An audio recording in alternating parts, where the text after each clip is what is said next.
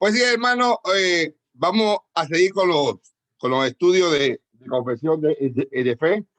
Y estamos en la serie, en el capítulo número 10, que es el llamamiento eficaz. El llamamiento eficaz, o también como lo conocemos, la gracia. Un momentito. El llamamiento eficaz, hermano. Vamos a darle ahí. Llamamiento eficaz. En los primeros 8 capítulos de la confesión, tuvimos que ver con los fundamentos cristianos. Todos los capítulos del 1 al 8 fueron los fundamentos cristianos. Es decir, todas las doctrinas básicas que un cristiano debe conocer. Así que podemos ver que en estos 8 capítulos, que son las doctrinas básicas, aprendimos muchas cosas. ¿Cuánto más en estos capítulos que siguen ahora? Del capítulo 9 que vimos la semana pasada, con el libre albedrío, hasta el capítulo 15, vamos a ver la salvación aplicada. La salvación aplicada.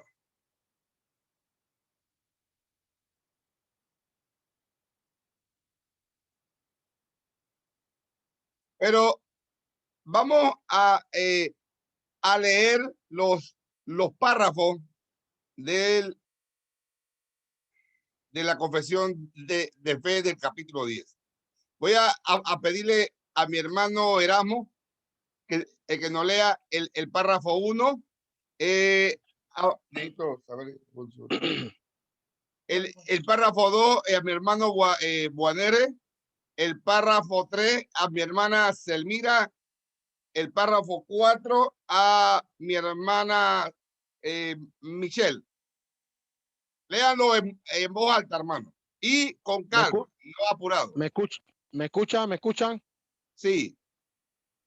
Muy bien. Dice: aquellos a quienes Dios ha predestinado para vida, tiene a bien en su tiempo señalado y aceptable llamar eficazmente por su palabra y espíritu, sacándolos del estado de pecado y muerte en que están por naturaleza y llevándolos a la gracia y la salvación por Jesucristo, iluminando de modo espiritual y salvador sus mentes, a fin de que comprendan las cosas de Dios, quitándoles el corazón de piedra y dándoles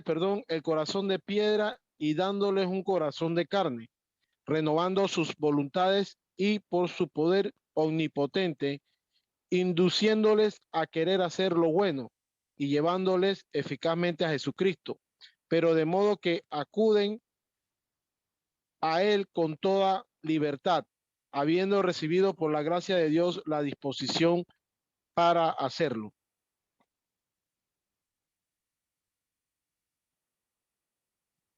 ¿Hasta ahí? Sí. El párrafo 2. Este llamamiento eficaz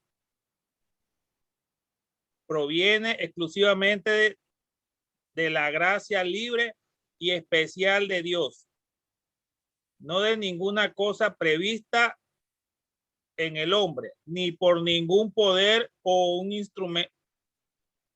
instrumentalidad en las escrituras, siendo en esto enteramente pasivo al Espíritu Santo, es capacitado de este modo para responder a este llamamiento y para recibir la gracia que éste ofrece y transmite.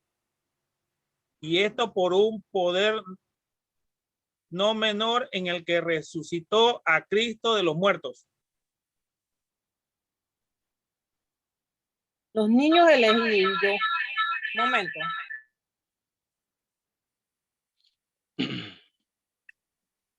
Los niños elegidos que mueren en la infancia son regenerados y salvados en Cristo por medio del Espíritu, quien obra cuando, dónde y cómo quiere. Lo mismo sucederá con todas las personas elegidas que sean incapaces de ser llamadas externamente por el ministerio de la palabra. El capítulo 4. Otros que son escogidos, aunque sean llamados por el ministerio de la palabra y tengan alguna de las operaciones comunes del Espíritu, como no son eficazmente atraídos por el Padre, no quieren ni pueden acudir verdaderamente a Cristo y por lo tanto no pueden ser salvos. Mucho menos pueden ser salvos los que no reciben la religión cristiana, por muy diligentes que sean en conformar sus vidas a la luz de la naturaleza y a la ley de la religión que profesan. Gracias, hermanos. Así que estamos en la segunda parte de la confesión de fe. Y como le dije hace un rato, desde el capítulo 9 hasta el 13, vamos a estar viendo la salvación aplicada ahora. La salvación aplicada.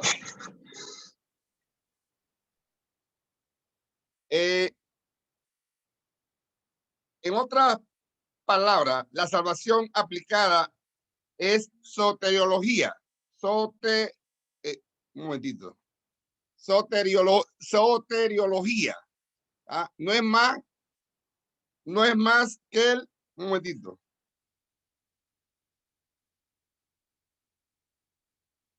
No es más que el estudio de la salvación. Vamos a buscar, aunque lo tienen en la pantalla, Romanos 8, 28 al 30, y vamos a aprender algo con este versículo. Vamos a ver todo el primer párrafo. Romanos 8, 28 al 30 dice: y sabemos que los que aman a Dios, todas las cosas les ayudan a bien. Esto es, a los que conforman su propósito son llamados. Porque a los que antes conoció, también los predestinó para que fuesen hechos conforme a la imagen de su Hijo, para que Él sea el primogénito entre muchos hermanos. Y a los que predestinó, a estos también llamó, y a los que llamó, a estos también justificó, y a los que justificó, a estos también glorificó. La semana pasada vimos el libre albedrío y estuvimos viendo que el hombre tiene 4 estados de la naturaleza que se puede, y también aprendimos que el hombre en el estado de la gracia puede escoger hacer lo bueno de lo que Dios pide, solamente en el estado de gracia. Entonces, en el capítulo 10, en el llamamiento eficaz, vamos a ver esa bulla, por favor.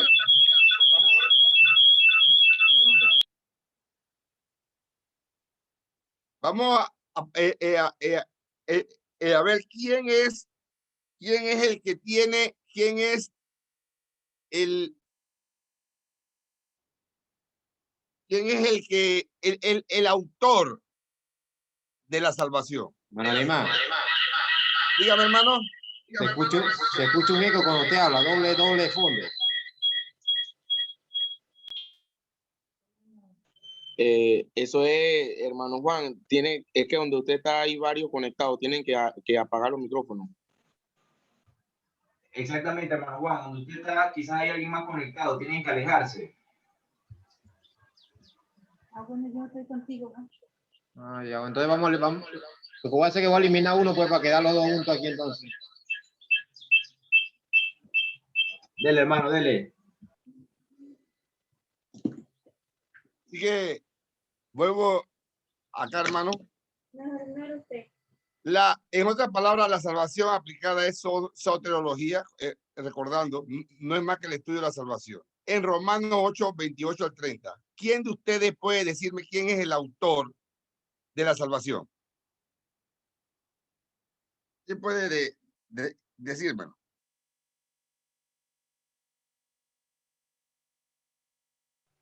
Jesucristo. Jesucristo, dice Boanerges. Dios, ¿Quién dice? ¿Otro? Dios, Dios. Dios Padre. Dios Dios Padre, Padre, Él Dios es Padre. el autor. Y vamos a ver en el versículo 29, dice, porque a los que antes conoció, también los predestinó para que fuesen hechos conforme a la imagen de su Hijo. Si el versículo dice a la imagen de su Hijo, entonces, ¿de quién se está hablando? Del Padre. Del Padre. El Padre es el autor de la salvación. ¿Ya? Cristo murió en la cruz por nosotros. El Espíritu Santo nos regenera, pero el Padre es el autor de la creación. ¿Estamos claros? Entonces, en esto, viendo esto, vamos a ver de qué depende la salvación. Si yo le pregunto, por ejemplo, vamos a ver a quién. Si yo le pregunto a la hermana Elena, dime, ¿cómo tú puedes expresar que eres salva? ¿Con qué palabra tú lo puedes decir?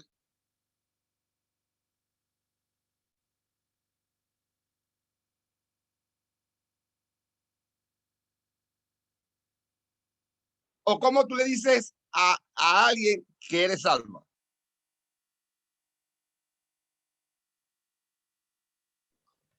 Una persona es salva cuando, ¿cómo se diría? Cuando estudia la Biblia y aprende más del Señor para su obra.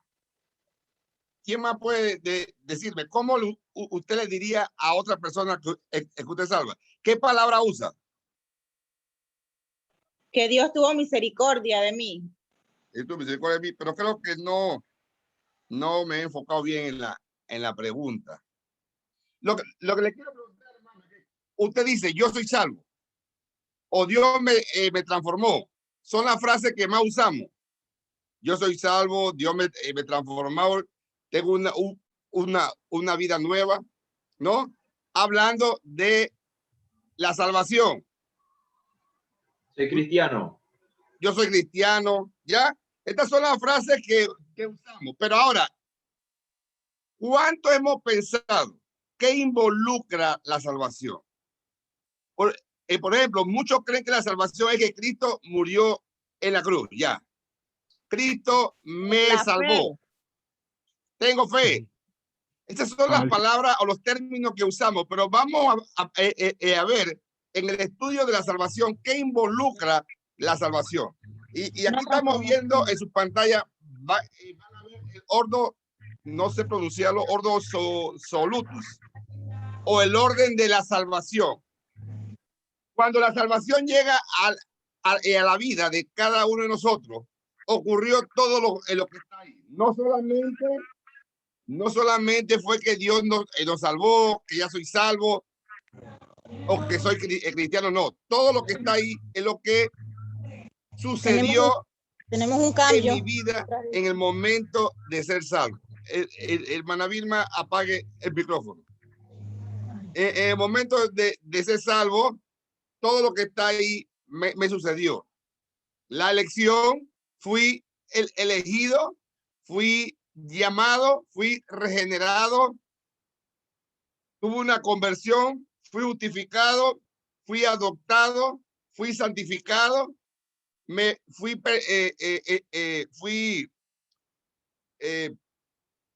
perseverado y voy a ser glorificado. Todo esto entra al ser salvo. Para que ustedes vean todo lo que involucra la salvación. No es solamente Cristo murió en la cruz por mí. Y es lo que siempre, y yo creo que siempre hemos pensado eso. Cristo murió en la cruz. Además, pensamos que la justificación es aparte de la salvación. O pensamos que la santificación es aparte de la salvación. Cuando una persona es salva, tiene que haberle sucedido todo lo que está en la pantalla. Tiene que haber sido regenerado, llamado, justificado, tiene que ser santificado, tiene que ser adoptado. ¿Me explico, hermano? ¿Por qué es importante esto? Porque cuando Cristo llega a nuestra vida hay un cambio total, hay una transformación total. La salvación va a llegar a todo o a todas las partes de nuestra vida o todos los problemas que tengamos en nuestras vidas. La salvación no puede tocar, un ejemplo, en la mente y deja todo lo demás sin tocar. La salvación toca todo, hermano. Completamente toda tu ser. Me gusta cómo Paul Washer usa un ejemplo. Dice Paul Washer que ¿cómo quedaría una persona que es atropellada por un camión? ¿Quién puede decirme?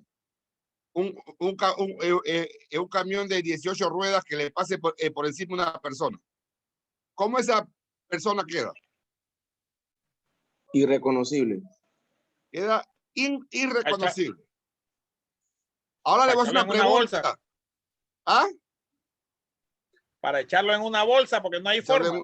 Así es. Ahora una pregunta que le voy a hacer. ¿Quién es más fuerte? ¿Un camión, 18 ruedas o Dios? Dios. Dios es más fuerte.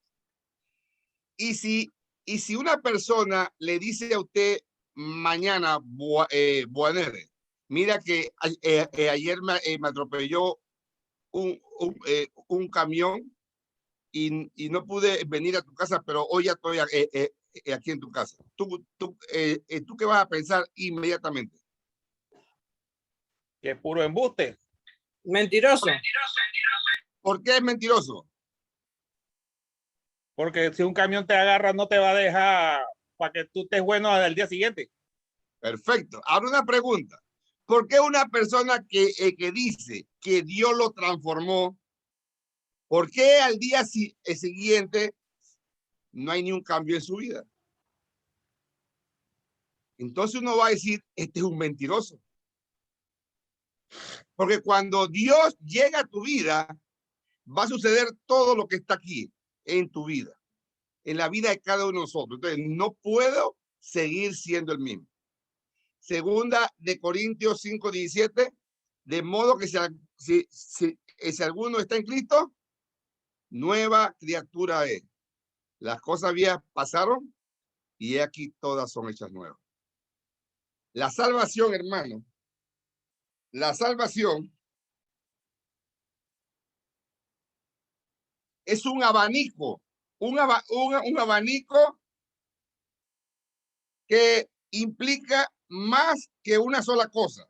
La obra salvadora abre para nosotros todo nuestro ser. Nos toca todo nuestro ser.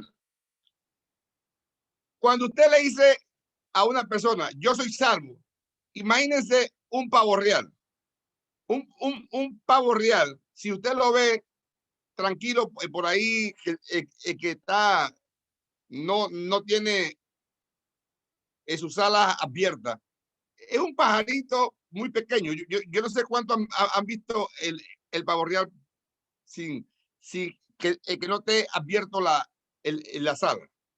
Es como cualquier pájaro. Pero cuando él abre la alas, esa pequeña ave de repente desplega y vamos a ver su hermosura. Es algo hermosísimo ver un pavo real con las alas abiertas y con su rabo así abierto. Es muy hermoso. ¿Cuánto más nosotros, hermano? Cuando la gente o las personas vean en nosotros a Cristo crucificado en nuestras vidas. Vamos a ser como un pavo real. No orgulloso, hermano. No orgulloso, pero sí como verdaderos hijos de Dios. Donde la gente va a decir, este es un hijo de Dios. ¿Me están entendiendo, hermanos?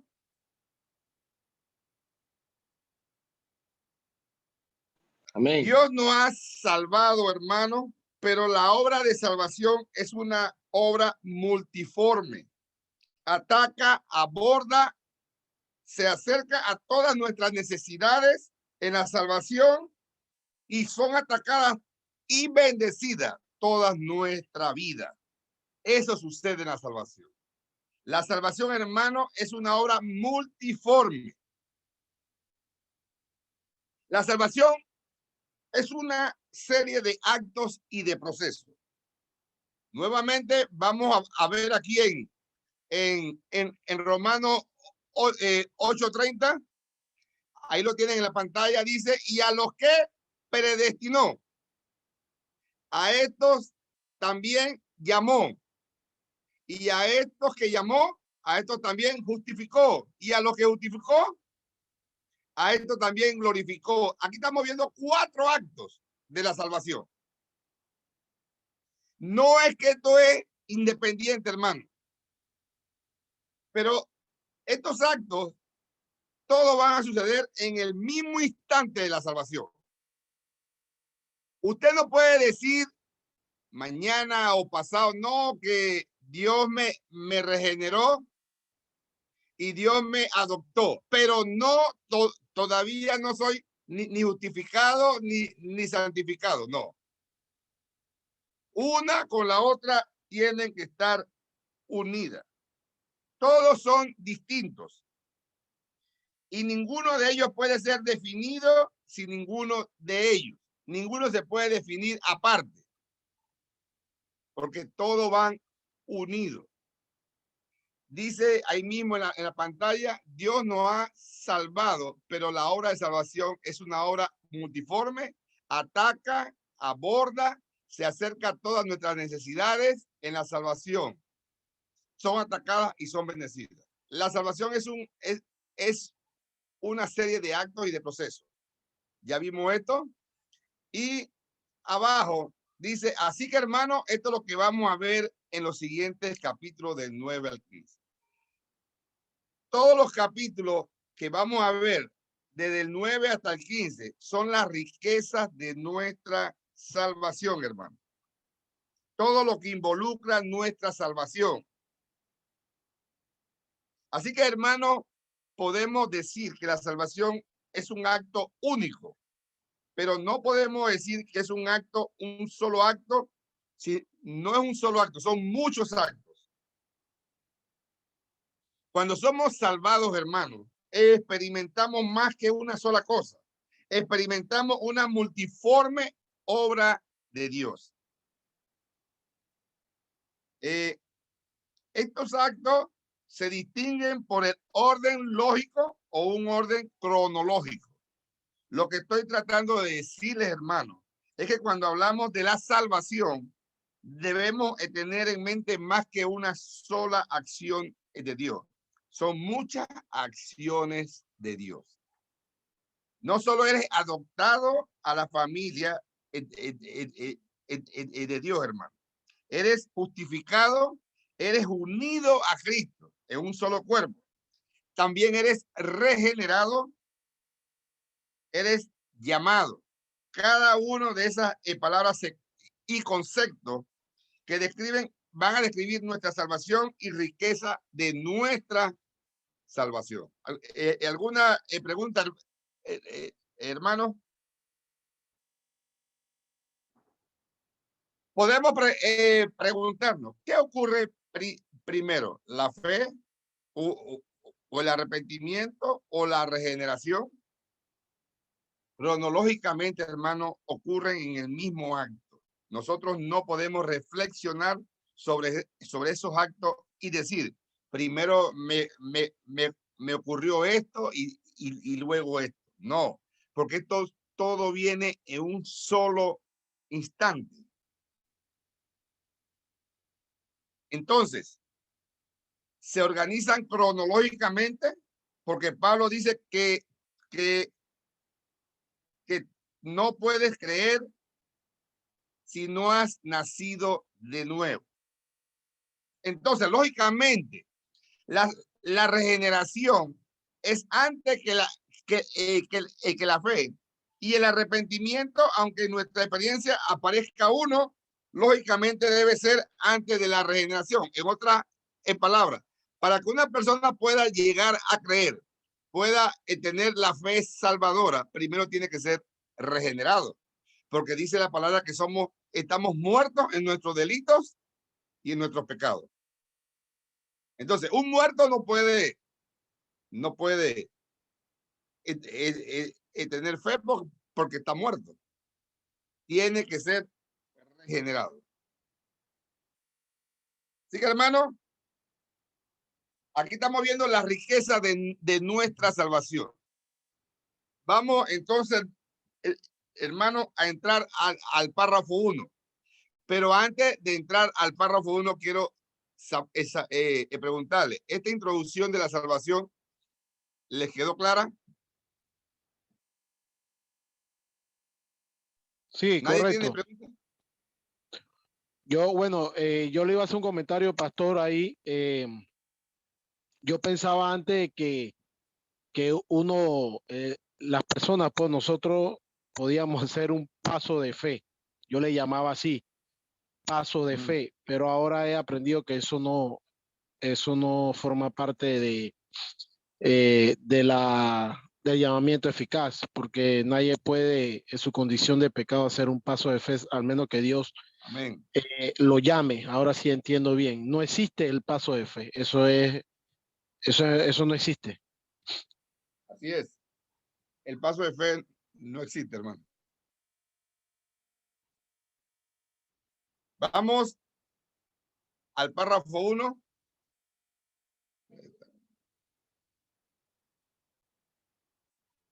Párrafo 1 dice, y aquellos a quienes Dios ha predestinado para vida, le agrada en su tiempo señalado y aceptado llamar eficazmente por su palabra y espíritu, sacándolo del estado de pecado y muerte, por naturaleza, para darles vida y salvación por Jesucristo. Esto lo hace iluminando espiritualmente su entendimiento, a fin de que comprendan las cosas de Dios, quitándoles el corazón de piedra y dándoles un corazón de carne, renovando sus voluntades y por su poder soberano determinándoles a hacer aquello que es bueno y llevándoles eficazmente a eso, de tal manera que ellos vienen con absoluta libertad, habiendo recibido por la gracia de Dios la voluntad de hacer. Cuando decimos, hermano, llamamiento eficaz, es lo mismo que la gracia irresistible. La gracia irresistible ya la vimos con los 5 puntos de John Piper. Y yo espero, hermano, que todos estos estudios que hemos enseñado no se les olvide. Porque todo va enlazado, hermano. No estamos enseñando una doctrina diferente, es la misma doctrina. ¿Ya? La gracia irresistible es el llamamiento eficaz, es el mismo llamamiento. La pregunta que le hago ahora, o nos pueden hacer, cuando nosotros decimos que la gracia, que la gracia es irresistible o el llamamiento es eficaz, algunas personas pueden decirte, no, pero si yo antes de conocer a Cristo, yo rechazaba a Cristo. Sí, hermano. El hombre puede rechazar a Cristo. Pero cuando Dios llama, cuando Dios usa la gracia irresistible, nos referimos a la gracia salvífica de Dios que es irresistible. ¿Ya? Cuando Dios usa su gracia salvífica, nadie se puede resistir. Y el mejor ejemplo, hermano, el mejor ejemplo es Pablo. Pablo sale de Jerusalén hacia Damasco con odio, amenazas de muerte, y en el camino Dios lo llama con la gracia irresistible, con la gracia salvífica, y Pablo es transformado en ese instante. Pablo fue obligado, a ver quién me puede responder esta pregunta. Pablo fue obligado en ese instante a seguir a Jesús. No, Él no fue obligado. no. Él fue transformado. Él fue transformado. Es lo mismo como ya, yo creo que el hermano Edgardo trajo ese ejemplo, no me acuerdo. Si usted pone a un cerdo y a un pajarito y le pone y pone al frente de los dos semilla y basura, ¿el pajarito para dónde va? ¿Qué va a comer? La semilla, ¿Y el puerco? la basura. La Porque basura. esa es su naturaleza. La naturaleza de esos animales. Nosotros, cuando estábamos sin Cristo, nuestra naturaleza era el pecado. Era hacer el pecado. Y como vimos la semana pasada en el libre albedrío, el pecador no tiene libre albedrío para hacer nada bueno. Todo lo que el pecador hace es pecado o es malo para el Señor. No lo hace para la gloria de Dios, lo hace para la gloria de Él. Aunque muchos pecadores moralmente son buenas personas. ¿Ya? Pero para Dios, todo lo que ellos hacen es pecado. Es lo mismo. Para que un puerco no se meta al lodo, para que un puerco no coma basura, tiene que haber una transformación de su mente. Como decimos en el buen panameño, hay que sacarle el chip y ponerle otro chip. Y naturalmente no se puede hacer. Nosotros no podemos cambiarle la naturaleza a un puerco, pero Dios sí puede. Y es lo mismo en nuestras vidas.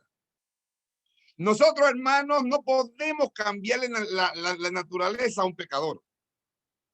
Es imposible. Podemos, yo no sé cuánto han visto en algunas iglesias, en muchas iglesias, cuando terminan de predicar y que, bueno, los que quieren recibir a Cristo que pasen adelante. Entonces, los sugiere, ¿qué es lo que hacen? Agarran a las personas por los brazos y los suben. Ven, sube. No pierdas la oportunidad, sube. No se puede cambiar la naturaleza. Porque el hombre sin Cristo va a escoger el mal. No sé si tienen pregunta, hermano, háganlo. Pastor, Dígame, hermano. bueno, eso que se practica de que pasen adelante y reciban a Jesucristo como Salvador, es un engaño que también ha hecho la Iglesia Católica, de que siempre dice que todos son hijos de Dios.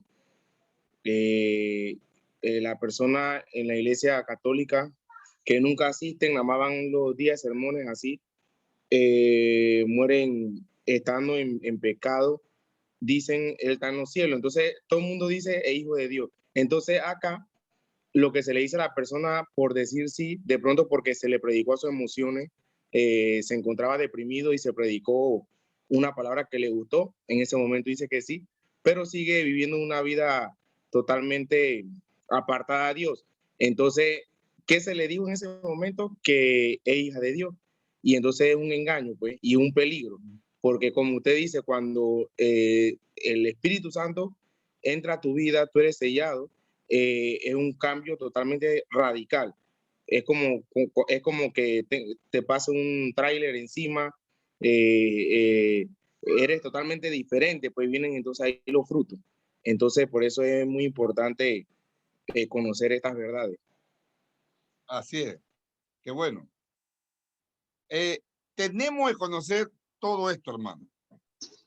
Hermano, Dígame, hermanita. hermano, Dígame. Entonces, nosotros venimos con esa enseñanza de la Veriana, todos esos principios que está hablando usted. Entonces, ahora con este nuevo estudio es que estamos aprendiendo más. Entonces, mi pregunta es, ¿qué de esos hermanos que están todavía recibiendo esos estudios que nosotros venimos aprendiendo de eso, según están estudiando mal, me pienso yo, oyendo este estudio, no saben Ok, las verdaderas hermano. verdades? Sí, hermana, mire. La semana pasada, Edgardo creo que también sí lo dijo. Estas Sí. doctrinas que estamos aprendiendo, hermano, no son salvíficas, son secundarias. La doctrina o lo que nos salva es que Cristo murió en la cruz del Calvario por nosotros. Eso no lo podemos cambiar. El que salva es Jesucristo o el Padre por medio de Jesucristo y del Espíritu Santo, ¿no? Pero, ¿qué pasa? En muchas iglesias, hoy en día, personas que no conocen estas doctrinas, creen que son salvos. Creen que son salvos, pero no lo son. No es porque no conozcan la doctrina, es porque viven errados. Viven engañándose a ellos mismos. Mucha gente, hermanos, creen y que yo tengo libertad para pecar y hago el pecado que yo quiera. Nos comportamos como unos puercos. Pero pensamos que echándonos agua ya estamos limpios.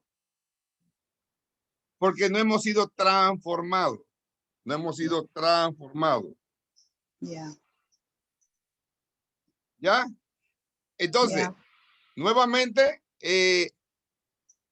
estas doctrinas secundarias no es que dependemos de la salvación, pero sí nos va a enseñar a vivir acorde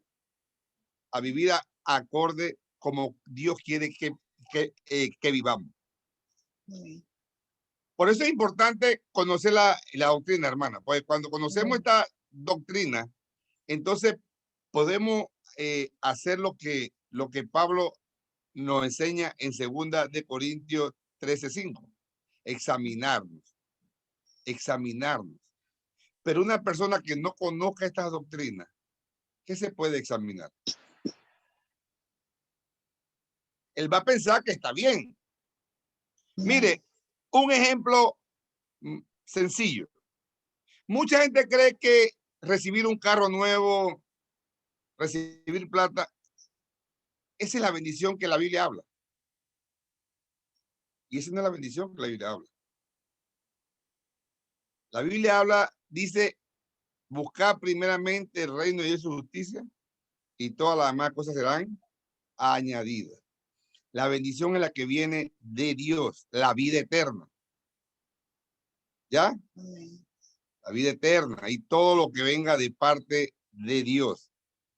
No es malo recibir un carro, eso no es malo. Gloria a Dios que recibamos un carro. Pero lo que la Biblia se está refiriendo es que vivamos como Dios quiere que vivamos. Por eso es que Pablo dice en Romanos 8, ¿qué me apartará del amor de Dios? Y comienza y enumera un poco de tribulaciones. Dice, nada puede apartarme del amor de Dios, nada, absolutamente nada, porque no dependemos de las cosas materiales, dependemos de Dios.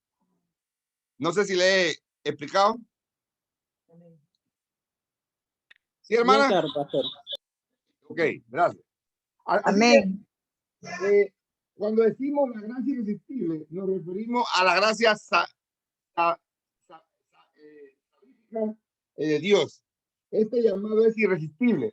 Es una operación salvadora de Dios Trino que no puede ser detenida por los hombres. Cuando Dios va a salvar a una persona, la salva. Nadie puede impedírselo.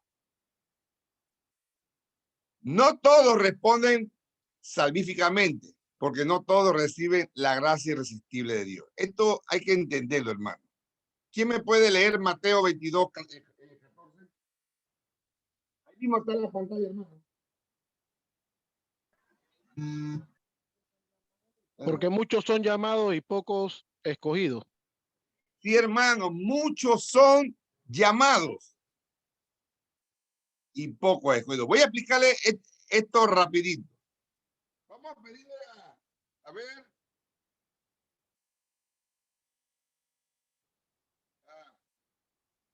A la hermana Vilma que me busque Juan 7 del 40 al 43.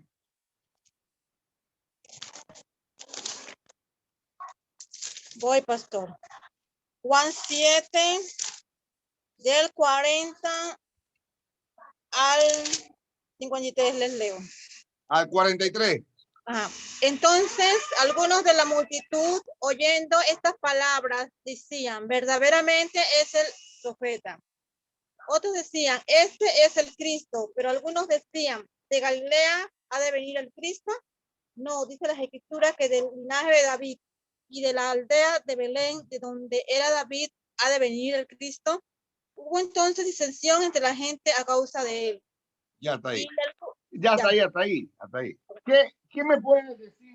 A ver, hermano, ¿qué podemos ver en el pasaje este? ¿Quién puede decírmelo? Respecto a lo que estamos viendo, la salvación. ¿Qué ven en este pasaje?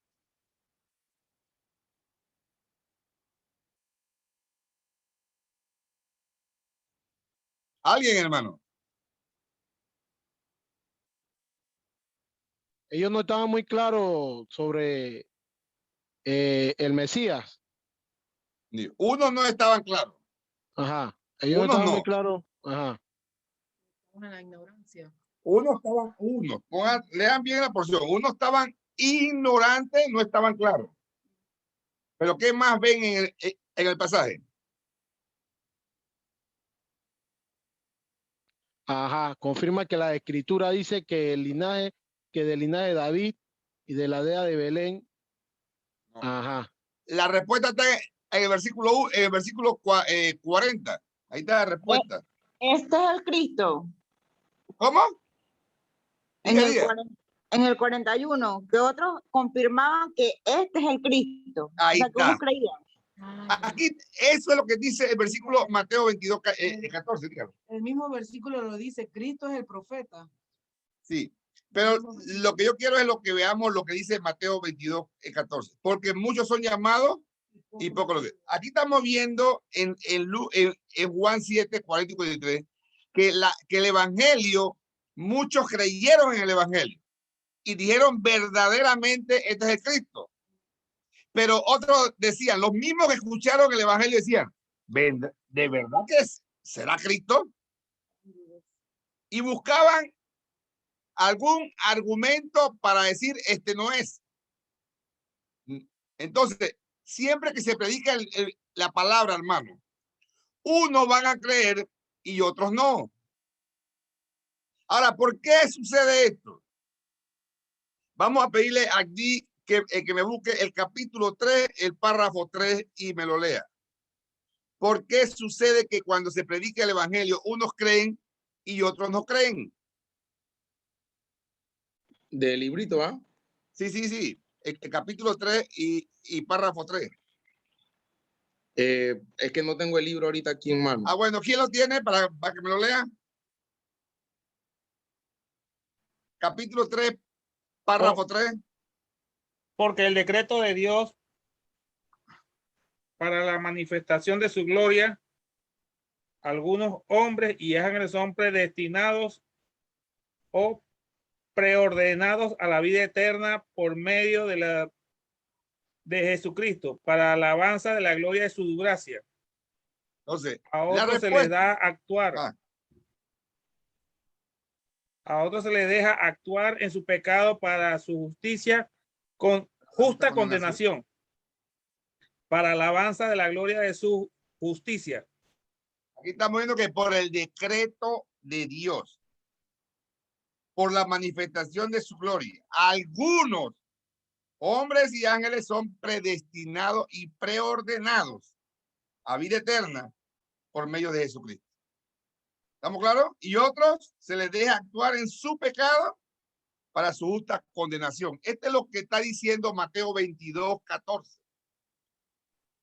Hermano, cuando se predica el evangelio, usted no se preocupe si predica 4, 5, hasta un año y ¿qué pasa? Nadie se convierte. Hermano, usted no puede convertir a nadie. Usted no puede transformar a nadie. Es Dios el que va a transformar en su debido tiempo. Y eso lo vamos a ver más adelante ahora.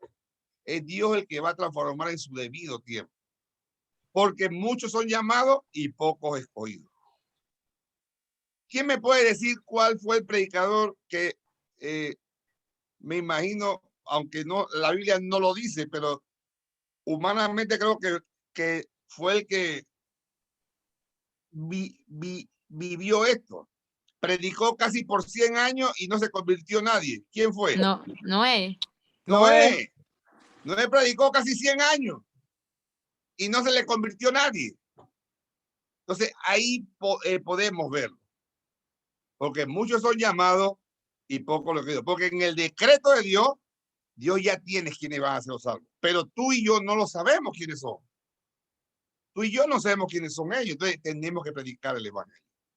Quiero explicarle algo para seguir adelante. Usted conoce una persona que no quiere saber nada de la palabra. Nada de la palabra. Y usted le habla de Cristo. No, ni me hables eso. Pero hermano, no se canse. Siga la orden de Cristo. Porque esa persona, si es escogida, no es en el momento que tú le prediques a la primera vuelta, no. Es cuando Dios quiere. Y él puede pasar 2 hasta 3 años diciéndote no. Pero llega un momento cuando Dios lo toca y cambia. Ahora, no podemos confundir las cosas. Muchos hebreos habla, vamos a buscarlo, vamos a buscar para aclarar algo aquí, hermano, que a veces esto ya, no, yo creo que mejor no tocamos ese tema. No, hermano, no toquemos ese tema. Vamos a seguir adelante acá con el estudio. Sí, no, mejor no. Vamos acá a seguir acá. No, sí tiene que ver, pero mejor vamos a seguir acá. Sí. Ok, ¿cuándo es el tiempo, hermano? ¿Cuándo es el tiempo? Y vamos a ver ahora acá en el librito de la confesión de fe. ¿Cuándo es el tiempo? Dice el librito, a aquellos a quien Dios ha predestinado para vida. Dice, tienen bien en su tiempo señalado y aceptado. Tienen bien en su tiempo señalado. Dice 1 Corintios 1:9, fiel es Dios por el cual fuiste llamado a la comunión con su Hijo Jesucristo nuestro Señor. ¿Cuál es el tiempo señalado? Solo lo sabe Dios. Por eso, hermanos, nosotros podemos predicarle a una persona, no, yo no quiero nada de eso, yo no quiero escuchar de eso, ustedes están locos. Pero llega un día que el Señor transforma a las personas. Conocí un testimonio de un gran predicador de los años del siglo pasado. No me acuerdo el nombre, hermano, pero dice que este predicador oraba por 4 amigos de él inconversos, 4 personas que conocía a él. Y mientras él estuvo vivo, se convirtieron 3, pero no de una vez, año tras año, él orando orando por ellos, y Dios, ellos eran parte de los elegidos y Dios los transformó. Pero uno, el último, cuando él muere, era inconverso. Pero según la historia, años después que él muere, el número 4 llegó a los pies de Cristo. Entonces, hermano, no nos cansemos de pedir al Señor por la salvación de una persona. No nos cansemos. Quiero que sepan, hermano, con la oración no vamos a cambiar lo que Dios piense o lo que Dios, disculpe la palabra, de lo que Dios decretó. No vamos a cambiar los decretos de Dios. Ya no lo vamos a cambiar. Pero nosotros no sabemos. Nosotros no sabemos si esa persona es elegida. Entonces, hermano, no nos cansemos.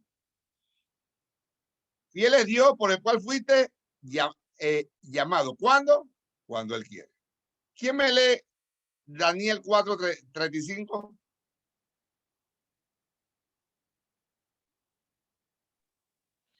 Todos los habitantes de la tierra son considerados como nada, y Él hace según su voluntad en el ejército del cielo y en los habitantes de la tierra, y no hay quien detenga su mano y le diga, ¿qué haces? Le pregunto ahora, ¿cuándo ocurre el llamamiento eficaz en los elegidos? En el tiempo de Dios, cuando Él lo decide. Cuando a Él le place. Cuando la Santa Trinidad le place. Esa es la respuesta. No podemos hacer más nada. Es cuando Él quiere. Juan 3:8. ¿Quién me lo lee que está ahí en la pantalla? Juan 3:8. El viento sopla de donde quiere y oye su sonido, mas ni sabe de dónde viene ni a dónde va. Así es todo aquel que es nacido del Espíritu. En el griego, viento en este versículo también representa espíritu. Por eso fue que se lo puse ahí. ¿Ya? Dice, el viento o el espíritu sopla de donde quiere y oye su sonido, mas ni sabe de dónde viene ni a dónde va. Así es todo aquel que es nacido del Espíritu. Nacido del Espíritu es transformado. ¿En qué tiempo? En el tiempo de Dios, cuando Él quiere. Nadie puede cambiar esto. Hoy día, hermano, yo no sé cuántos recuerdan hace unos 2, 3 años atrás, no me acuerdo cuántos años atrás. Ocurrió una cosa que nosotros estábamos en el Samaritano y nos metieron en eso, pero después entre Querú y yo digo, mira, mejor ni participemos en esto porque es una locura. Y nosotros no participamos, dejamos eso. ¿Se acuerdan de que 1 millón para Jesús? Que era uno suerte rojo. 1 millón para Jesús. Hermano, eso es una locura. Nadie puede decir que se van a transformar 1 millón de personas. Nadie puede decir que predicando hoy yo se van a transformar 2 personas o 1 persona. No. Eso es como limitar a Dios. Exactamente. Recuerdo, hermano, en una campaña que yo fui en otra iglesia, me acuerdo que estaba apoyando unos pastores hace muchos años atrás, eso fue en el 90 y algo. Estaba yo apoyando a un tío mío en una campaña. Y me acuerdo que se llenó la iglesia, hermano, la gente estaba afuera el día de la campaña. Y cuando llamaron y que quiénes van a recibir a Cristo, la gente pasó, hermano, y estábamos contentos todos. Estaba eso lleno. Pero a la semana siguiente, nosotros dije, bueno, ¿y qué vamos a hacer? ¿Dónde hay silla ahora? Porque la iglesia estaba, hermano, de bote en bote. Y cuando llegó el domingo que pensábamos que iba a estar eso lleno de nuevo, hermano, nada más estaban los mismos de siempre. ¿Qué es lo que quiere decir eso? Los que pasaron al frente era una manada de cabros. Ahí no había oveja. Eran cabros emocionados, la emoción en el momento los subió allá arriba a repetir una oración, sin ni un valor. Y así andábamos, hermano. Andábamos ciegos y engañados. No entendíamos. No entendíamos la palabra. No entendíamos estas doctrinas secundarias, no las entendíamos. Vivíamos enredados, hermano. Así que ya vimos ¿Quién es el autor del llamamiento eficaz? ¿Quién es? Dios, Dios, Dios. Padre. Dios Padre es el autor del llamamiento eficaz. ¿En qué tiempo? Cuando En Él el quiera. tiempo de él. En el tiempo de cuando quiera. Ahora vamos a ver los instrumentos para esta salvación. Los instrumentos para esta salvación.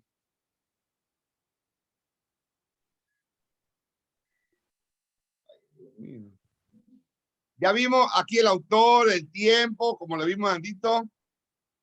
Ahora vamos a ver los instrumentos que se utilizan para el llamamiento eficaz. Todo eso está en su librito de la confesión de fe. Lo que ustedes ven con ¿cómo se llama esto? Con asterisco es la confesión de fe.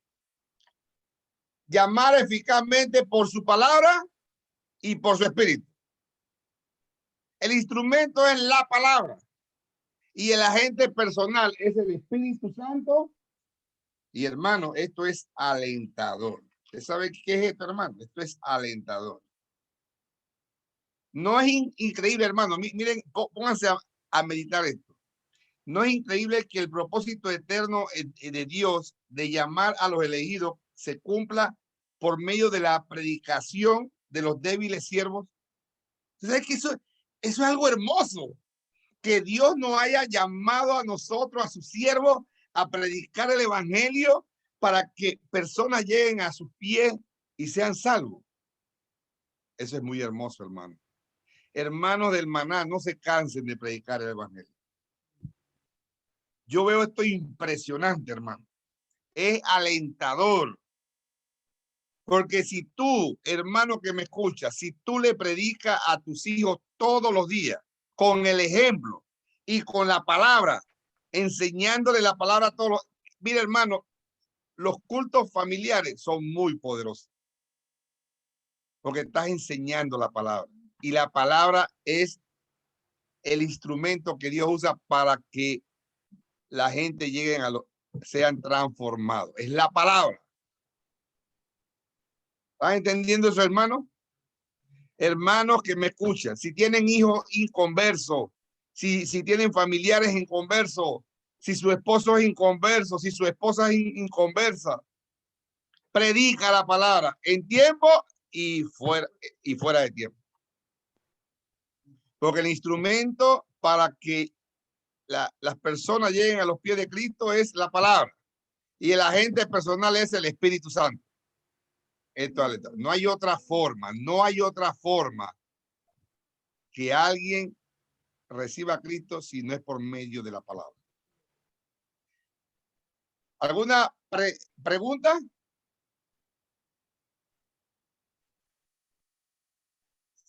Seguimos. ¿Cómo ocurre todo esto ahora? ¿Cómo ocurre? Lo podemos ver en el librito. ¿Cómo ocurre todo esto?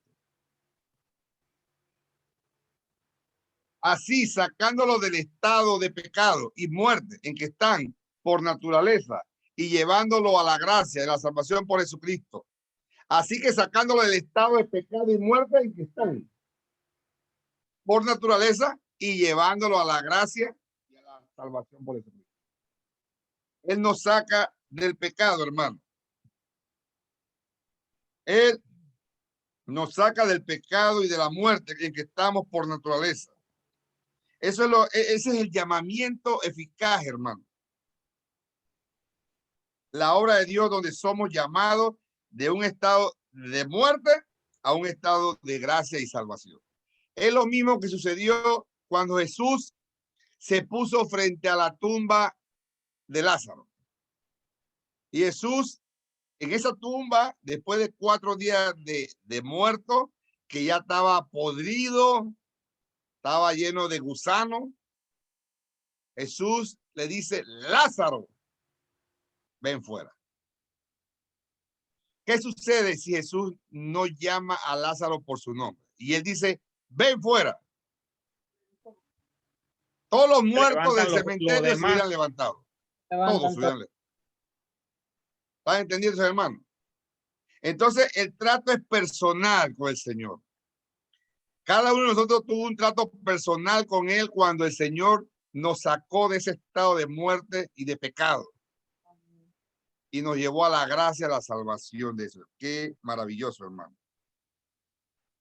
Cada uno de nosotros, hermano, es llamado, tuvimos un llamado eficaz.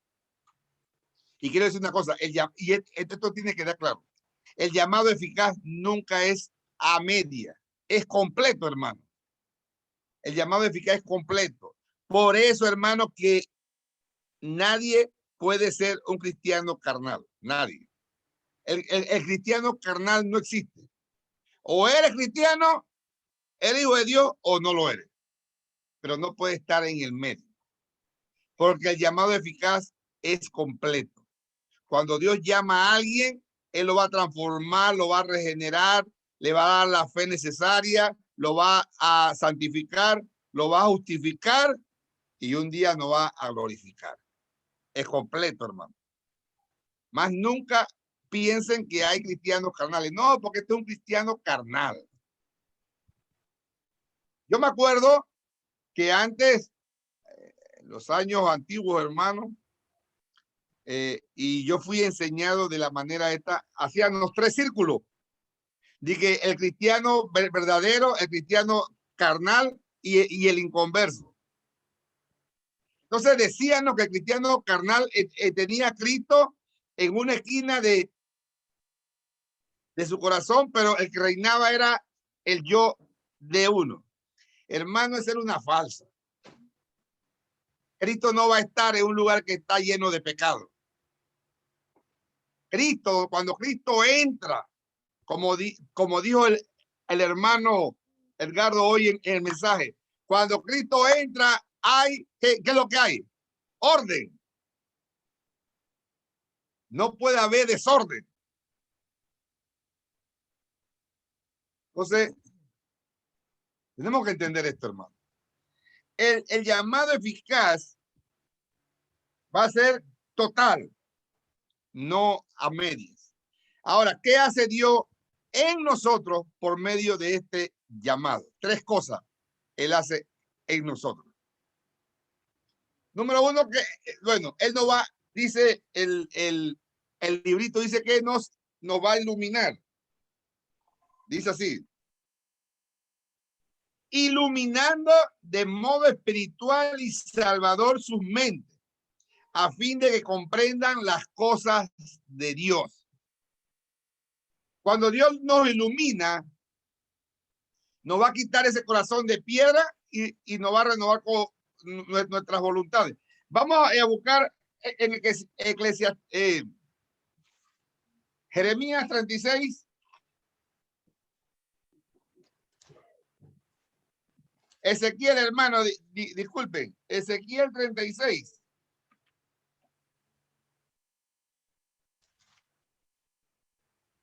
¿36 qué? Va para allá. Déjeme llegar ya un momentito para que lo lea.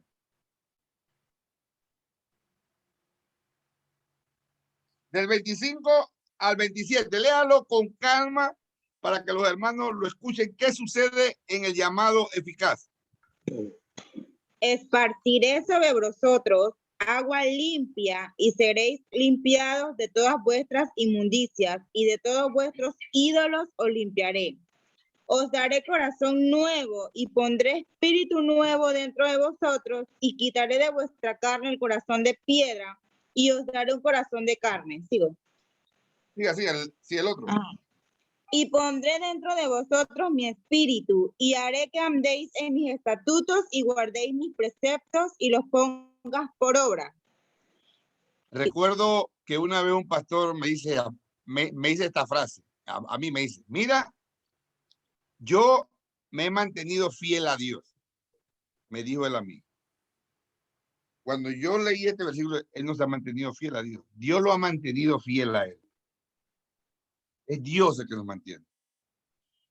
Cuando Dios nos ilumina, va a pasar todo esto, hermano. Nuestro corazón de piedra que teníamos es quitado y somos renovados y Dios nos pone un corazón de carne. Dice el número 1, dice que Tenemos un corazón, estamos en oscuridad y en tinieblas. Dios ilumina, hermanos, de modo espiritual y salvador, a fin de que comprenda las cosas de Dios. Vamos a ver primera de Corintios, capítulo 2. Que alguien me lo lea.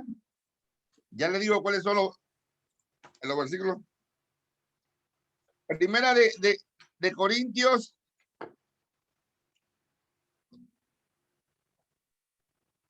Un momentito. Primera de Corintios 13 y 14.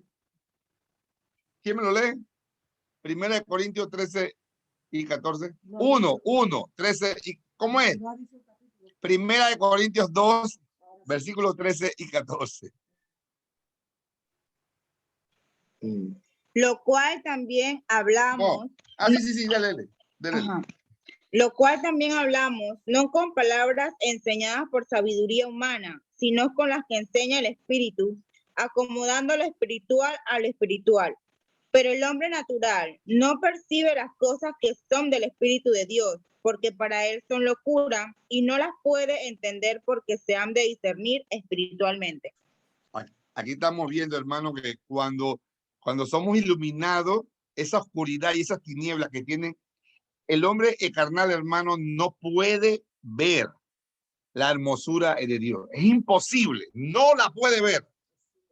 Es ciego, sordo, mudo en lo espiritual. Pero Dios, hermano, Dios ilumina de modo espiritual y salvador a fin de que comprendamos lo de Dios. Y vamos a decir, yo no veía eso, Dios mío, ¿esto qué es? Porque Dios nos va a iluminar. Número 2, quita el corazón de piedra y nos da un corazón de carne. Ese corazón duro, hermano, ese corazón rebelde, Dios lo quita y pone un corazón que pueda recibir todo lo que viene de él. Y número 3, cuando somos iluminados, vamos renovando sus voluntades que está viciado a hacer lo malo. Vamos a ser renovados nuestras mentes, como dice Romanos 12:2. Vamos a ser renovados, hermano, vamos a ser transformados en nuestros corazones y vamos a ir voluntariamente al Señor. Salmo 110:3, ¿quién me lo lee?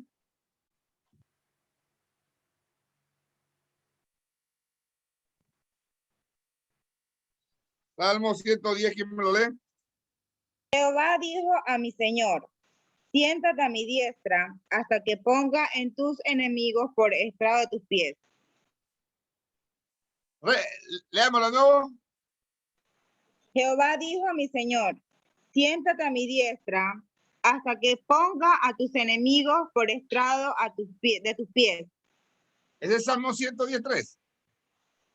No, Salmo 110:3 dice, tu pueblo se te ofrecerá voluntariamente en el día de tu poder, en la hermosura de las santidades del seno de la aurora. Tienes tú el rocío de tu juventud. Amén. Ahora sí, vamos a ir voluntariamente. Cuando somos transformados, hermano, vamos voluntariamente al Señor. Por eso es que yo siempre le digo en la iglesia, aquí el que viene, viene porque quiere venir. Nadie viene obligado. Porque, hermano, anhelamos estar con el Señor. Aunque el Señor esté siempre con nosotros en nuestros corazones, anhelamos estar en la iglesia local, con los hermanos. Pues cuando estamos con los hermanos, ¿con quién estamos? ¿Con Cristo? Porque Cristo mora en el corazón de cada uno de los hermanos.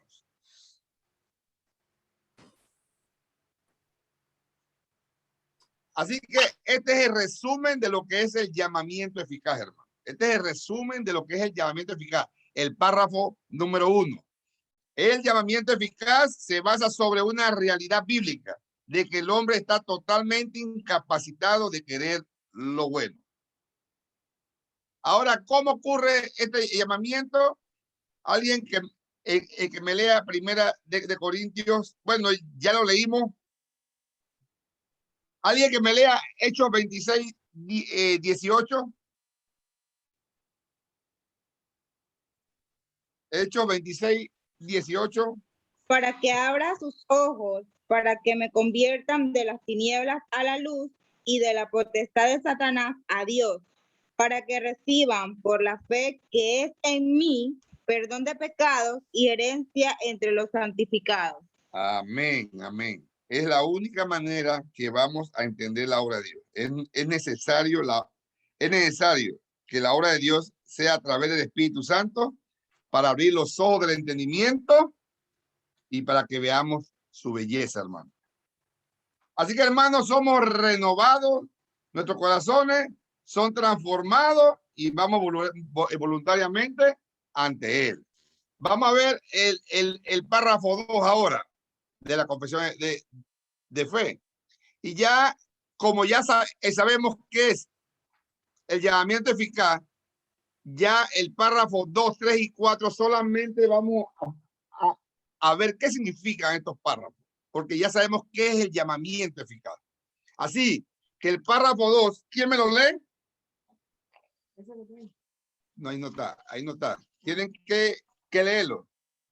Sí, en el librito, ¿quién me lo lee? Este llamamiento eficaz proviene exclusivamente de la gracia libre y especial de Dios, no de ninguna cosa, ni por ningún poder o instrumentalidad en la criatura, siendo en esto enteramente pasivo al estar muerto en delitos y pecados, hasta que es vivificado y renovado por el Espíritu Santo. Es capacitado de este modo para responder a este llamamiento y para recibir la gracia que éste ofrece y transmite. Y esto por un poder no menor que el que resucitó a Cristo de los muertos. Amén. Podemos llamar este párrafo, hermano, el llamamiento eficaz monergista.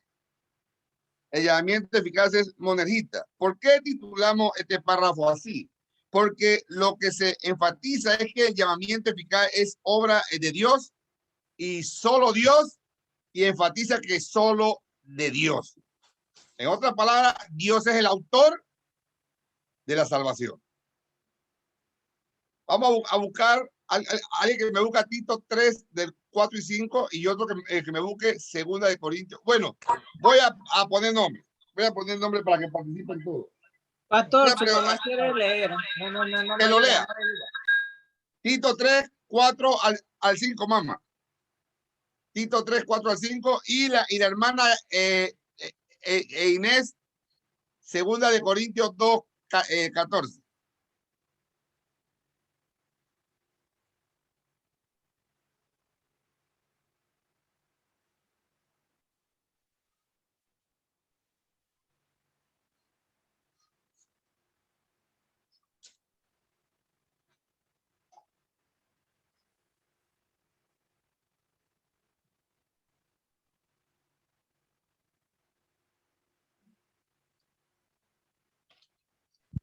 ¿Tito qué, hermano? Tito 3, capítulo 3, versículos 4 y 5. Amén. Pero cuando se manifestó la bondad de Dios, nuestro Salvador, y su amor para con los hombres, nos salvó no por obra de justicia que nosotros hubiéramos hecho, sino por su misericordia, por el levantamiento de la regeneración y por la renovación en el Espíritu Santo. Amén. 2 de Corintios 2, 14. Hermana Inés. Mas a Dios gracias, el cual nos lleva siempre en triunfo Jesús, y por medio de nosotros manifiesta en todo lugar el olor de su conocimiento. A Dios gracias, el cual nos lleva siempre en triunfo en Cristo Jesús. Así que el párrafo 2, hermano, lo que está diciendo, hermano, es que Dios es el autor de la salvación. Por eso es que el llamamiento es monergista, porque solamente le pertenece a Dios. ¿Ya? Y esto es un poder, hermano. La salvación, hermano, cuando alguien es salvo, es regenerado, este es un poder no menor que el que resucitó a Cristo de los muertos. Efesios, voy a pedirle a mi esposa que me lo lea, Efesios 1, del 18 al 20.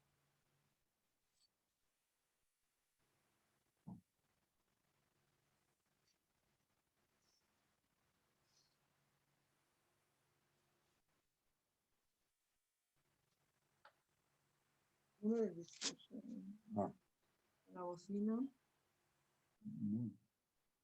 Alumbrado los ojos de vuestro entendimiento para que sepáis cuál es la esperanza a que Él os ha llamado y cuáles las riquezas de la gloria de su herencia en los santos y cuál la supereminente grandeza de su poder para con nosotros los que creemos, según la operación del poder de su fuerza, lo cual operó en Cristo, resucitándole de los muertos y sentándole a su diestra en los lugares celestiales. Amén. Dice, según la operación del poder de su fuerza. Hermano, cuando fuimos regenerados, transformados, que fuimos salvos, ese llamamiento eficaz en la vida de cada uno de nosotros es un poder no menor que el que resucitó de Cristo, al de los muertos. Es por medio de la fuerza, de la operación, del poder de la fuerza de Dios. Por eso, hermano, el párrafo 2 nos lleva a que un llamamiento eficaz es monergista. Ahora vamos a ver el párrafo 3.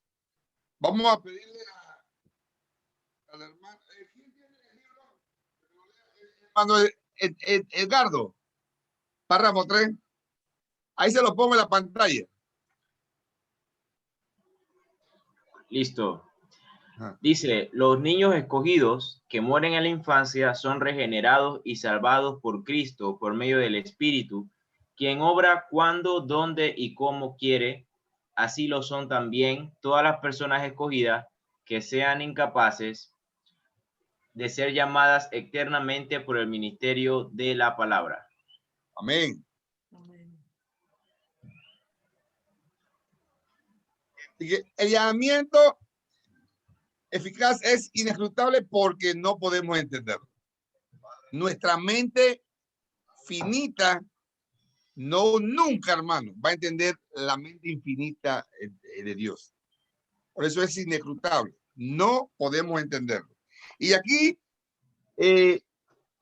dice el autor del libro, pensando en estos hombres que hicieron la confesión de fe, que ellos como que se metieron en un problemita ahí cuando tocaron el tema de los niños muertos en la infancia, niños que no tenían el razonamiento de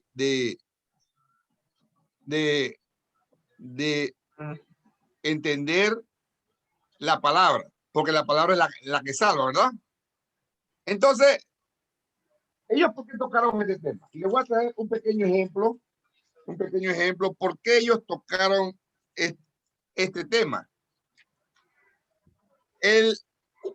Un pastor que se llamó John Owen tuvo 11 hijos y 10 de sus 11 hijos, 10 murieron en la infancia, 10.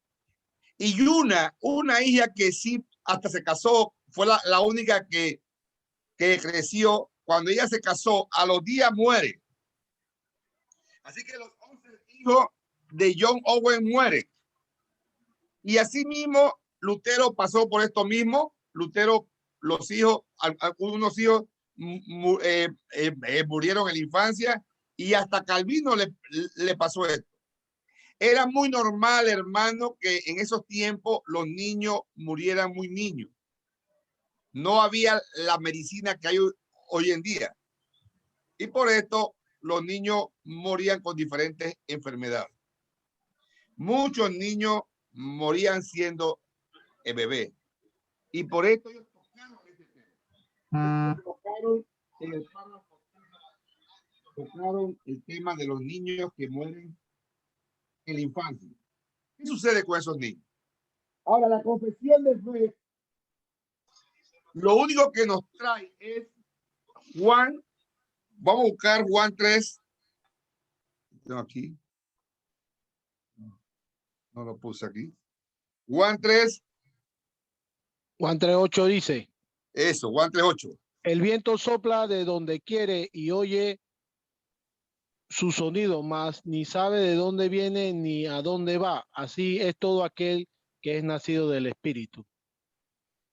Aquí estamos viendo que, como vimos en antes, el llamamiento eficaz es por la palabra y por el Espíritu.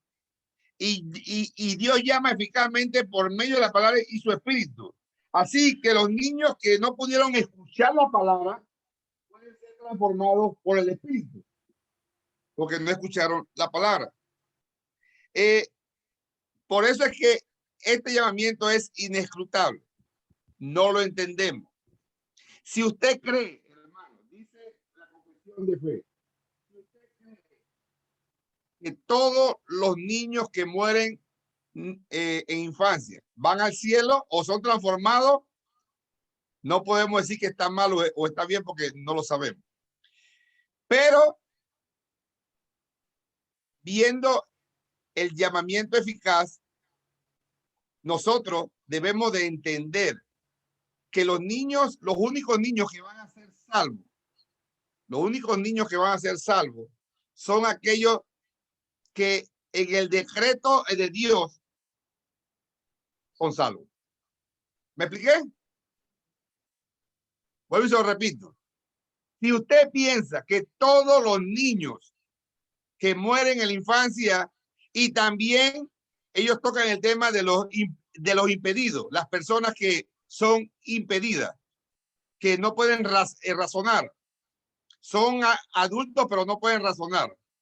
Entonces, ellos dicen que estas personas, los impedidos y los niños que mueren en la infancia, si usted piensa que todos van a ser salvos, no hay ni un problema porque este llamamiento es inescrutable. No lo entendemos. Pero nosotros, los que estudiamos la confesión de fe, debemos entender que los únicos salvos son aquellos niños y aquellas personas incapacitadas que son escogidos o decretados por el Padre antes de la fundación del mundo. ¿Me expliqué? No. En otras palabras, para estar claro, la confesión de fe lo que está diciendo que se van a hacer salvos los que son escogidos. ¿Quiénes son los escogidos? Nadie sabe.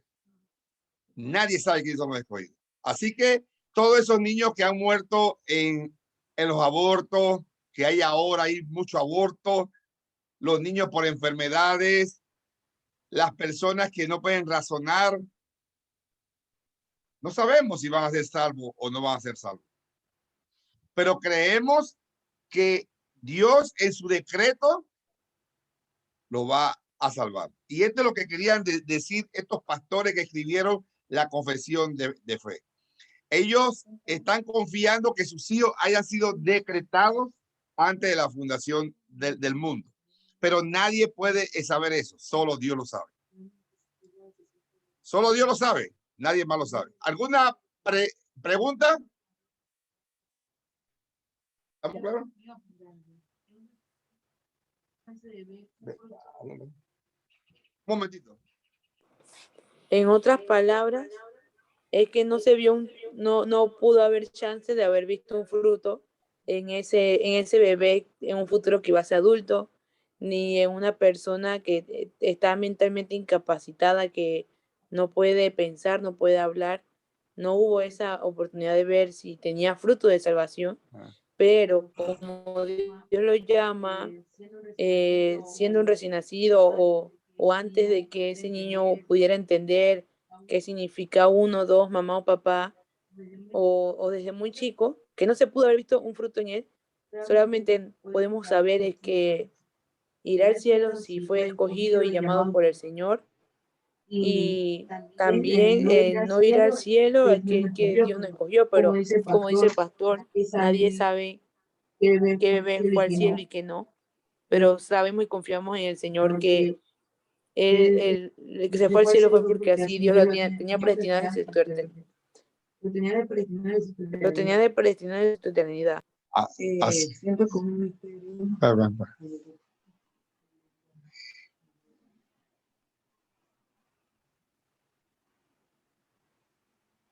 Dale. Hola. Ajá. Siento que, bueno, y es así, hay grandes misterios de parte de Dios para nosotros. Y, por ejemplo, yo tuve una pérdida y era una niña. Y, bueno, mi consuelo era que la iba a ver algún día en el cielo.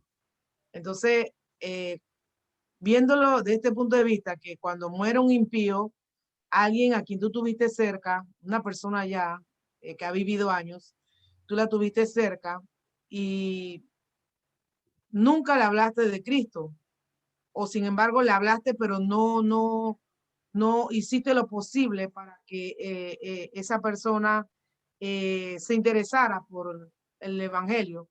Entonces muere esta persona y uno le da un dolor de que bueno, qué tristeza, la tuve tan cerca, y a veces uno sufre cuando se mueren personas impías y que uno las tuvo cerca.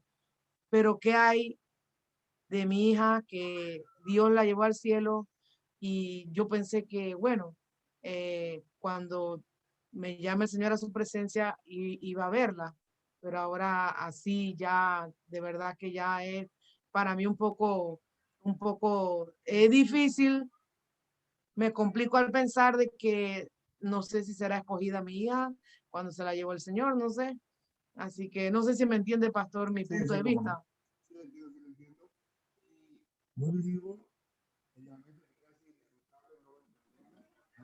No se le escucha, pastor. No se le escucha. Yo creo que está tapando el micrófono con el cuaderno. No, ya me escucha. Ahora sí, ajá. ¿Y escucharon lo que mi esposa dijo? Sí, sí se escuchó. Ok. Sí, bueno, escuchamos bien. El llamamiento eficaz es inescrutable, hermano, porque no lo vamos a entender. No lo vamos a entender. Dígame, hermano. ¿Puedo dar un ejemplo o puedo dar una vivencia? Algo diferente a lo que la hermana Querube está diciendo. Yo tuve un familiar con discapacidad. Ella murió a edad adulta, pudiera ser que tuvo, no me acuerdo, pero tuvo haber tenido como casi llegando a los 50 años. Era incapacitada, la internaron. De joven pudo aprender ciertas cositas, pero se mantuvo así incapacitada, pues. A la verdad, la mamá, ellos son familiares míos, pero mi tía murió casi a esa edad aproximadamente. Pero la mamá creyó en el evangelio de muy nueva, luego se convirtió en apóstata y se fue a adorar a unas religiones budistas. Sabemos por la palabra que eso es idolatría delante del Señor. Dentro de eso, esa religión, ella le inculcó que aprendiera sobre esas cosas. Le voy a ser sincero, hermano, y le voy a ser bien honesto. Yo creo que el pastor, usted ahora en su conclusión nos diga algo al respecto. La mamá abandonó el evangelio, conoció poco del evangelio, pero sí se metió en la religión budista y le inculcó fervientemente a la hija incapacitada sobre esa secta, sobre esa religión. Ahora, cuando la hija va a morir incapacitada, la fuimos a ver, fuimos allá miembros familiares cristianos y fuimos a orar fervientemente con ella ahí en la cama, creyendo en el Señor. Pero usted hubiera visto el día del hospital que estábamos allí. Ella murió de cáncer. Ella se sentía que algo la estaba atrapando, y ella nos pedía auxilio. Ella estaba alterada, así como gritando, y nosotros lo único que pedíamos era a Dios que se apiadara de ella, porque veíamos algo que sabíamos que podía estar atormentándola a ella, y en la noche de ese mismo día, el familiar incapacitado, sí, con esa discapacidad murió. Ella fue instruida por cuenta de la mamá en cuanto a ese tipo de secta, de religión budista. ¿Cómo podemos perplejar la idea ahora en ella? Bueno, hermano, nuevamente le digo que este es un llamamiento eficaz, inescrutable, que no lo entendemos. Ella era una persona que no entendía, aunque la mamá, yo imagino que le quiso inculcar muchas cosas, quizás esa muchacha no entendió nada, porque su mente no le permitía entender todo esto.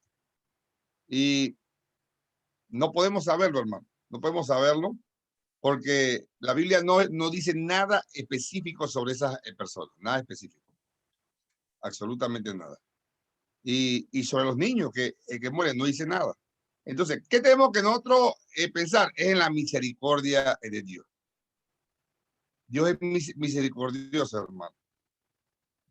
Y como vimos antes, Dios se place en lo que Él quiere. Porque nosotros, hermanos, no podemos entenderlo. Hay cosas que no lo vamos a entender. Yo estuve pensando cuando estaba estudiando esto en los niños que murieron cuando Jesús nace, que ¿cómo se llama? Que Herodes mandó a matar a todos los niños de 2 años para abajo. ¿Qué de esos niños? No sabemos. Entonces, tenemos que confiar en la misericordia de Dios. Y si Dios lo salva, todo es para su gloria. Y si Dios no lo salva, también es para su gloria. Pero confiemos en esa misericordia inagotable, que estos niños son salvos. Nuestra hija que no nació, nosotros creemos y confiamos que es salva. ¿Cuándo nos vamos a dar de cuenta? Cuando lleguemos ante el Señor. Ahí nos vamos a dar de cuenta. ¿Alguna? Pastor, dígame, hermano. Pastor, perdone. Perdón, ¿no? Lo que le voy a decir fue esto. Hay una parte donde Jesús dice que cuando le estaban quitando a los niños, que dejad que los niños vengan a mí porque de ellos es el reino de los cielos. Y eso es mi manera de pensar, que puede ser uno de los misterios del que Dios habla que nos vamos a dar cuenta cuando vamos a su presencia. Es relación con la cuestión que estamos estudiando sobre los niños muertos. Ajá. Mueren niños. Eso está bien, hermana. Buen versículo para que nos apoye en lo que creemos. Perfecto su intervención, muy perfecta. Dejar a los niños que vengan a mí porque de tales es el reino de los cielos. Tremendo, tremendo. Yo pienso lo mismo. Gloria a Dios, gloria a Dios. Entonces, si pensamos así, no está mal. Y si no pensamos así, tampoco está mal. Porque la Biblia en sí, dice la confesión de fe, que la Biblia en sí no lo dice exactamente. ¿Ya? Así que podemos pensar, hermano, y yo creo igual que ustedes que los niños son salvos. ¿Ya? Hermana Elena, léase el párrafo 4 que está ahí al frente de la pantalla. Hermana Elena. Amén. Dice, otros que no son escogidos, aunque sean llamados por el ministerio de la palabra y tengan algunas de las operaciones comunes del Espíritu, como no son eficazmente traídos por el Padre, no quieren ni pueden acudir verdaderamente a Cristo, y por lo tanto no pueden ser salvos, mucho menos pueden ser salvos los que no reciben la religión cristiana, por muy diligentes que sean en conformar sus vidas a la luz de la naturaleza y la ley de la religión que profesen. Amén. Gracias, hermana. Aquí dice que otros que no son escogidos. ¿Ya? Otras personas que no son escogidas. Entonces, el llamamiento eficaz es indispensable. En esto abarca el párrafo 4. En otras palabras, no hay otro camino. El único camino de la salvación es por medio del llamamiento eficaz cuando Dios nos escogió delante de la fundación del mundo. Es por medio del Señor.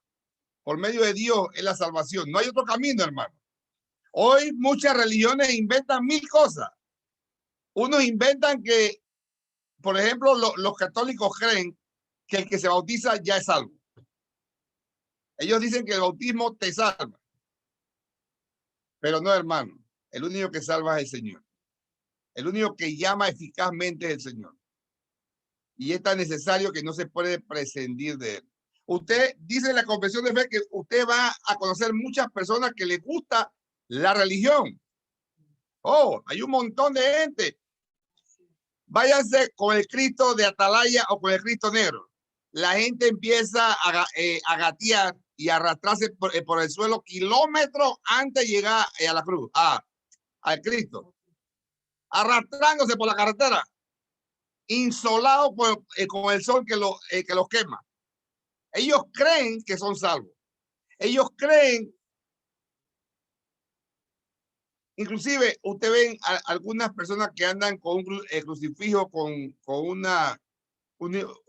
una imagen y que un resguardo y todos ellos creen, pero no son. Y eso es lo que está diciendo la confesión de fe. El párrafo 4 dice que el que no es elegido no es salvo. ¿Quién iba a hablar?